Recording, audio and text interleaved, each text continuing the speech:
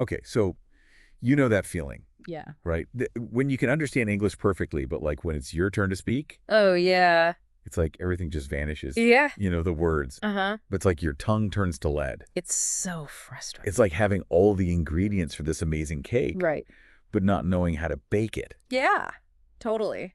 So today we're going to like ditch that recipe book Okay. and dive straight into the kitchen. I like it. We're going to figure out how to turn all those English ingredients into like this delicious, fluent conversation.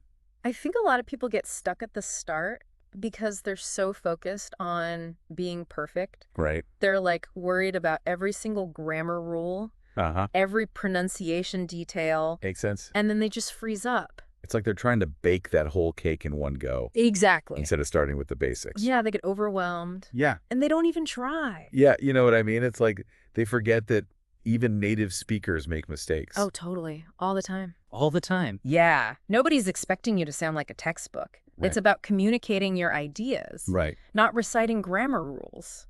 So how do we get out of that headspace? How do we tell our inner critic to chill out Yeah. and just let us actually like speak? I think the best thing to do is to think about how children learn to speak. Yeah. I mean, they don't worry about tenses. Right. They don't worry about grammar. They don't care. No, they just start babbling, Huh. making a ton of mistakes. Yep. But they keep trying until they get it right. Just keep going. That's the key. Yeah. Don't be afraid to make mistakes. Love that. Each one is a step closer to fluency. I love that, embracing the mess. Yes. But it's still scary, right? It can be. Like, what if people judge me for making those mistakes? You know, it's natural to feel that way. Yeah. But honestly, most people are more focused on understanding what you're saying than judging your grammar. Okay. And Right. even if they do notice a mistake, and so what? Yeah. It's a sign that you're learning. It shows that I'm trying. Exactly. So instead of seeing mistakes as failures, Yeah, we should see them as learning opportunities. absolutely. And the more you practice, the fewer mistakes you'll make. Makes sense. It's like learning to ride a bike. Okay. At first, you're wobbly, you fall a lot. You're going to fall a lot. But the more you do it, Yeah. the smoother it gets. I love that. That's a great analogy. Thanks. So how do we start practicing without that fear holding us back? Do we just jump into a conversation and hope for the best? I mean, you could, Okay. but there are some simple techniques that you can use Okay. to build your confidence before you dive into a full-blown conversation. Alrighty.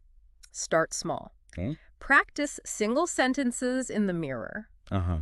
Maybe you record yourself talking about your day or describing a picture. Okay. It might feel silly, Yeah. but it helps you get comfortable Yeah. with the sound of your own voice speaking English. It's like giving yourself a little pep talk Yeah, in the mirror. exactly. But what about pronunciation? Yeah. I know a lot of people struggle with that. Right. It can make them feel really self-conscious. Pronunciation is definitely important, Yeah. but it's not about sounding exactly like a native speaker. Okay. It's about being clear and understandable. I see. And there are so many resources out there Yeah. that can help you improve your pronunciation. Like what?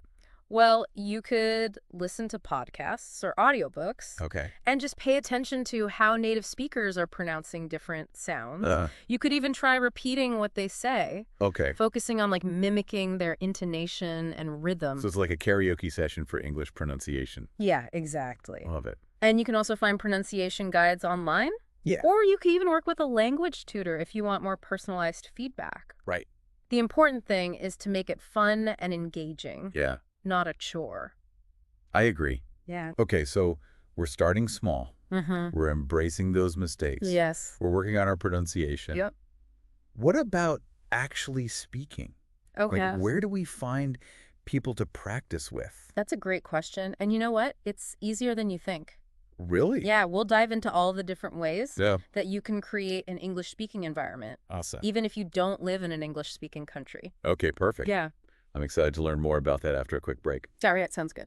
So we talked about how to kind of conquer that inner critic Yeah. and build up our pronunciation skills. Right. So let's tackle the big question. Okay. Where do we actually find opportunities to speak English? You'd be surprised how many opportunities are actually right under your nose. Oh, really? Yeah, it's all about like creating this English bubble around yourself. An English bubble. Yes. That sounds fun. Tell me more.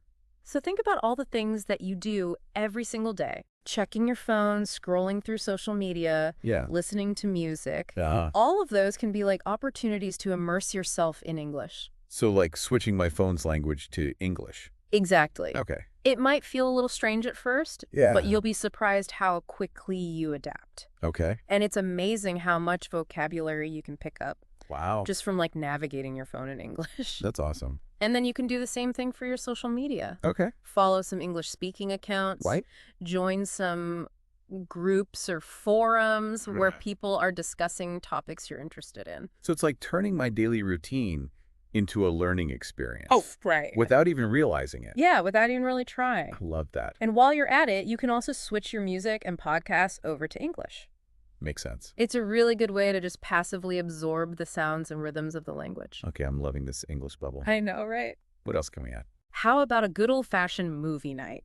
Okay. But with a twist. Ooh, a twist. I like it. Choose an English movie or TV show, Hey. something that you really enjoy, All right. and watch it with subtitles first. Okay. Then as you start to get more and more comfortable, try turning those subtitles off. That's a good challenge. It is. I usually rely on subtitles. Right. But I can see how forcing myself to actually listen Yeah. would really improve my comprehension. It's like a workout for your ears. Totally a workout. Speaking of workouts, Okay. how about turning your exercise routine into an English-speaking opportunity? Wait, are you suggesting that I, like, chat with people at the gym? Not necessarily. Okay. Although that is definitely an option if you're feeling brave. Maybe someday.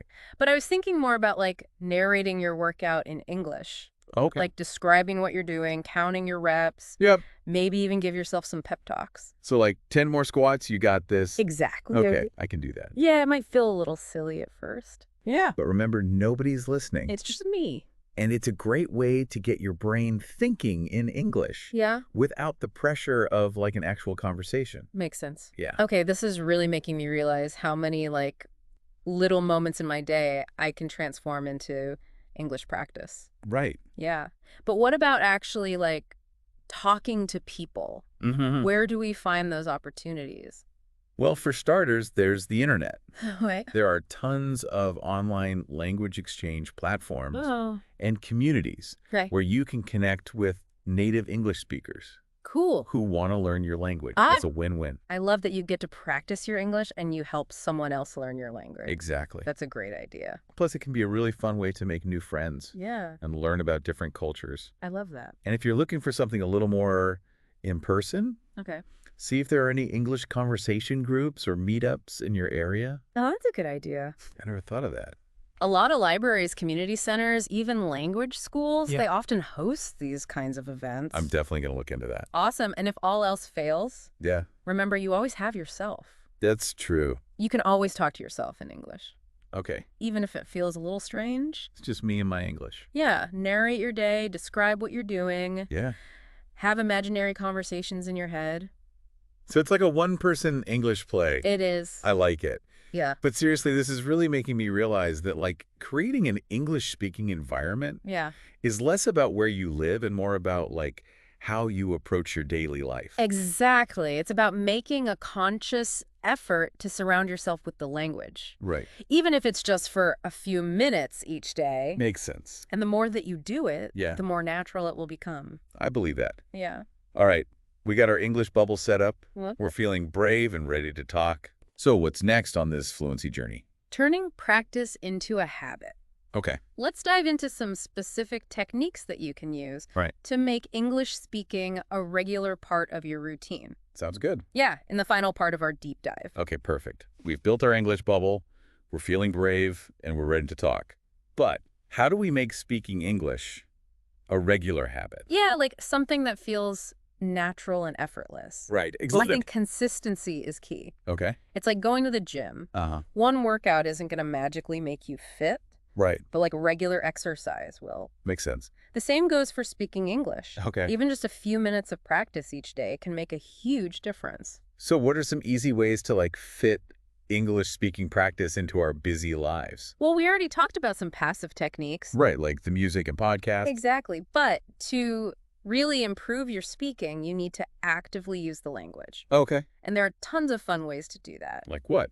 Give us the goods. One of my favorite techniques is shadowing. Shadowing. Yeah, it's basically like language karaoke. Okay. You choose an audio clip like a podcast, a movie scene, even a YouTube video, Okay. and you repeat what the speaker is saying, trying to mimic their pronunciation and intonation as closely as possible. So I'm basically becoming an English-speaking parrot. Pretty much. Right. But it's incredibly effective for training your mouth muscles Oh, wow. to produce those English sounds correctly. Okay. And it also helps you develop a better sense of rhythm and flow. Okay. I'm adding shadowing to my English workout routine. Great. What else? What else? How about storytelling?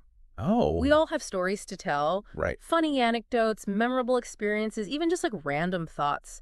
Try narrating your day in English. Okay. Or recounting a funny story to a friend, or even just to yourself. I love that it's like giving yourself a little English-speaking performance. Exactly. But what if I get stuck? Yeah. What if I don't know the right words? That's totally normal. Don't let it stop you. Okay. Try to describe the word you're looking for using other words, or just look it up in a dictionary. Okay. The point is to keep talking, Keep going. even if it's a little messy at first. So it's more about like getting the message across than using perfect grammar. Exactly. And as you practice more, your vocabulary will naturally expand, Makes sense. and you'll find yourself getting stuck less often. Okay, I'm feeling more confident already. Great. What are some other ways to practice speaking when we don't have a partner? How about recording yourself? Ooh. It might feel awkward at first, Yeah. but listening back to yourself can really help you identify areas where you can improve. Okay. Pay attention to your pronunciation, your fluency, the overall flow of your speech. So it's like having my own personal English coach right in my pocket. Exactly. That's awesome. But what about actually talking to real people? I Yeah. know that can be the most nerve-wracking part. It is. But remember, the more you do it, the easier it gets. Start small. Right. Maybe order your coffee in English. Okay. Or chat with a friendly store clerk. I could try that. And don't be afraid to tell people that you're learning English. Yeah. Most people are happy to help, and they'll be patient with you. It's good to know. Yeah. So it's all about taking baby steps and gradually pushing myself outside of my comfort zone. Exactly. And remember, every conversation, no matter how short or simple it is a victory. Right. Celebrate those small wins, and don't get discouraged if you have setbacks. This has been so helpful. I feel like I finally have a roadmap to fluency. I'm glad to hear that. Yeah. And remember, the most important ingredient in all of this is you. Yeah. Dedication, your willingness to practice, and your belief in yourself. So true. It's time to ditch those English-speaking fears and start baking that fluency cake. Let's do it. Thanks for joining us on this deep dive into how to conquer English-speaking fear. It's been fun.